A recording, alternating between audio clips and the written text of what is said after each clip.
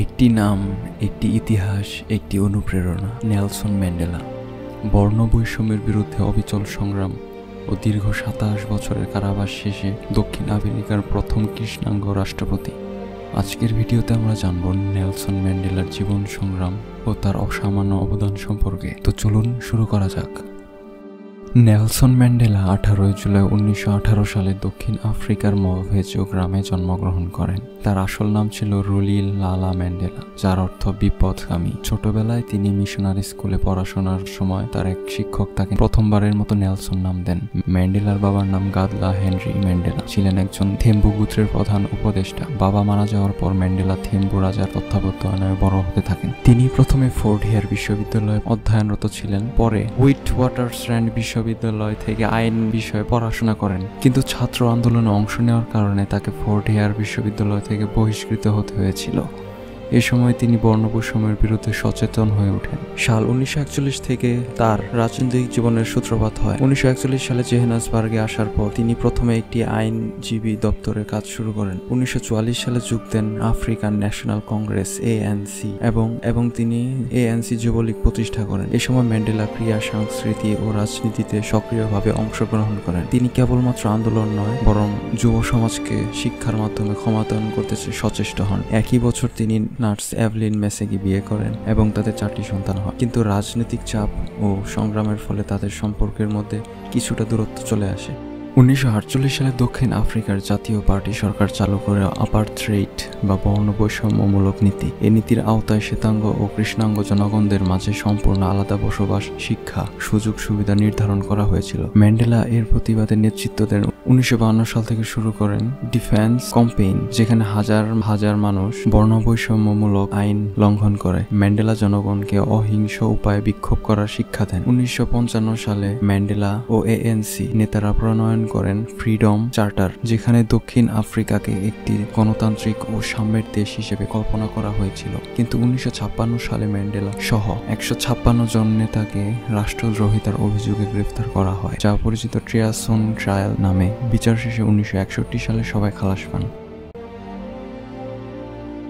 বিচারের সময় ANC নিষিদ্ধ হয় এবং ম্যান্ডেলা পরে সশস্ত্র সংগঠন স্পেয়ার অন দ্য নেশন প্রতিষ্ঠা করেন। তারা সরকারি স্থাপনা লক্ষ্য করে নাশকতামূলক কার্যক্রম শুরু করে। 1962 সালে সামরিক প্রশিক্ষণ নিয়ে ফেরার পর ম্যান্ডেলা গ্রেপ্তার হন এবং প্রথমে 5 বছরের কারাদণ্ড হয়, কিন্তু পরবর্তীতে রিভোনিয়া ট্রায়ালে তা আজীবনে কারাদণ্ড দেওয়া হয়। এই ট্রায়ালে ম্যান্ডেলা বলেন, এটি এমন একটি আদর্শ যার জন্য আমি বাঁচতে ও অর্জন করতে প্রস্তুত। যদি প্রয়োজন হয় আমি এর জন্য প্রস্তুত।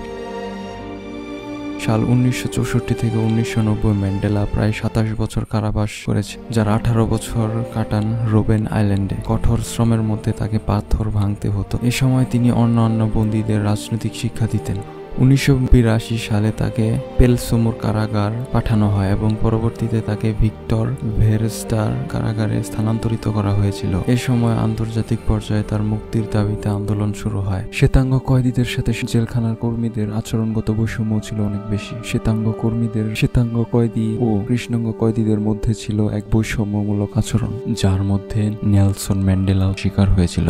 কৃষ্ণাঙ্গ কয়েদিদের তুলনামূলক বেশি পরিশ্রমের মধ্য দিয়ে যেতে হয়েছিল। এছাড়াও তাদের খাবারের মান শ্বেতাঙ্গ কয়েদিদের থেকে তুলনামূলক অনেক বেশি খারাপ ছিল। মোট কথা, জেলখানার কয়েদি হিসেবে কৃষ্ণাঙ্গরা জাতিগত বৈষম্যের শিকার হয়েছিল, যার মধ্যে নেলসন ম্যান্ডেলাও ছিলেন।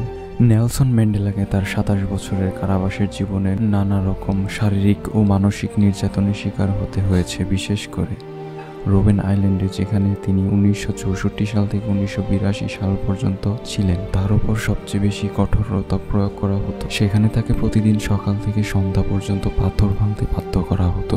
এই পাথর ভাঙার কাজ এতটাই ক্লান্তিকর ছিল যে তার চোখের দৃষ্টিশক্তি ক্ষতিগ্রস্ত হয়ে পড়ে। পরবর্তীতে তিনি ক্যামেরার ফ্ল্যাশ লাইটে অতি সংবেদনশীল হয়ে পড়েন। প্রথম দিকে তাকে একটি ছোট কক্ষে রাখা হয়েছিল, যেখানে কোনো বিছানা নেই, শুধু মাটিতে ঘুমানোর জন্য পাতলা মাদুর দেওয়া হতো। এছাড়া খাবার ছিল অত্যন্ত নিম্নমানের, যা জাতিগত বিভক্তি তৈরি করে। তিনি দীর্ঘদিন তার পরিবারের সাথে যোগাযোগ করতে পারেননি। তাকে অন্য বন্দীদের থেকে আলাদা করে রাখা হতো, যাতে তিনি তাদের অনুপ্রাণিত করতে না পারেন। অনেক বছর ধরে তাকে প্রতি 6 মাসে একবার তার পরিবারের সাথে দেখা করার অনুমতি দেওয়া হতো। কারারক্ষীরা তাকে অবজ্ঞার চোখে দেখত এবং নানা রকম বর্ণবাদী অপমান করত। বন্দীদের মধ্যে কৃষ্ণাঙ্গদের প্রতি ছিল আচরণ অত্যন্ত নিম্নমানের। কারাগারে তাকে নিচু পর্যায়ের বন্দী হিসেবে রাখা হয়েছিল, যার ফলে তিনি খুব কম সুযোগ সুবিধা পেতেন। ম্যান্ডেলা যখন গুরুতরভাবে অসুস্থ হয়ে পড়তেন তখন তাকে যথাযথ চিকিৎসা দেওয়া হতো না। দীর্ঘদিন ধরে কঠোর শ্রমের কারণে তার হাঁটু ও শারীরিক অবস্থা খুবই অবনতির দিকে চলে যায়, কিন্তু তাকে সঠিক চিকিৎসা দেওয়া হতো না। বাইরের বিশ্বের খবর তাকে জানানো হতো না, যাতে তিনি ও অন্যান্য বন্দীরা আন্দোলনে অগ্রগতি সম্পর্কে না জানতে পারেন। তাকে যে চিঠি দেওয়া হতো সেগুলো সেন্সর করে অনেক অংশ কেটে দেওয়া হতো। ম্যান্ডেলা কারাগারে বসে আইন ও রাজনৈতিক বই পড়তে চেয়েছিলেন, কিন্তু তাকে প্রথম দিকে এই সুযোগ দেওয়া হতো না। পরবর্তীতে তিনি তার লড়াই চালিয়ে যেতে লাগলেন গোপনে, এবং গোপনে পড়াশোনা করতেন এবং অন্যান্য বন্দীদের রাজনৈতিক শিক্ষাও দিতেন। 1988 সালে তিনি গুরুতরভাবে অসুস্থ হয়ে পড়েন এবং তাকে চিকিৎসা দেওয়া হয়। এত হাজার নির্যাতনের পরও ম্যান্ডেলা তার মনোবল হারাননি।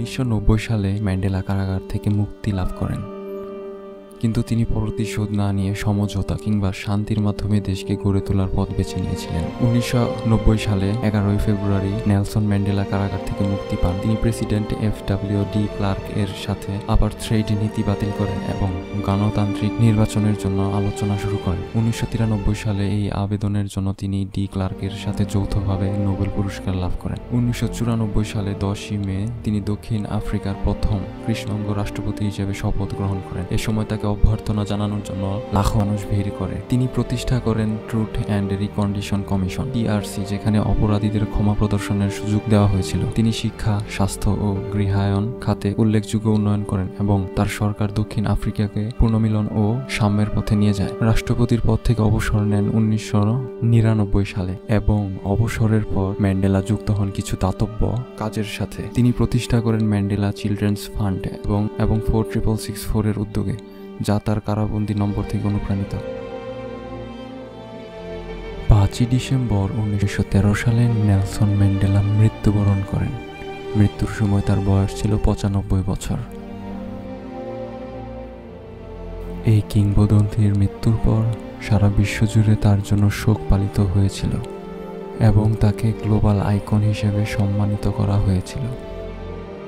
নেলসন ম্যান্ডেলা ছিলেন এমন একজন নেতা যিনি ক্ষমতার মাধ্যমে প্রতিশোধ নয় বরং ঐক্যের পথে দক্ষিণ আফ্রিকাকে পরিচালিত করার চেষ্টা করেছেন সবসময়।